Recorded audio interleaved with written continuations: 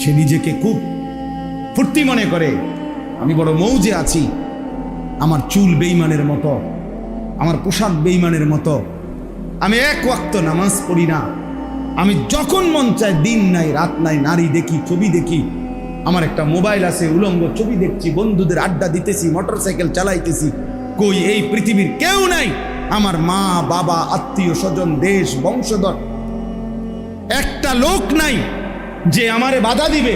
তা আমার চাইতে বড় স্বাধীন আর সে মুক্ত, সে আজাদ, কেউ তাকে বাধা দেয় না, কেউ তাকে ফেরায় না, কেউ তাকে ডাকে না, আহারে বাপ তুই তো বরবাদ হয়ে যাচ্ছিস, এই বাপ তুই তো জাহান্নামের আগুনে জ্বলবি, হায় হায় তুমি তো অনন্তকালের আগুনে পুড়ে যাবা। এই কথাটুকু কেউ তার জন্য এক ফোঁটা চোখের পানি ফেলে না, কেউ তারে ফিরায় না। মা বাপ যেন নির্বাক তাকায় আছে, সন্তানের অধপতন চোখের সামনে দেখতেছে, মাও খায় বাপেও খায় ঘুমায়, সবাই সবার মতো চলতেছে, আর চোখের সামনে মানব সন্তান চরিত্রহীন লম্পট দুশ্চরিত্র হয়ে চূড়ান্তভাবে বখাটে হয়ে জীবনটা শেষ করে দিচ্ছে।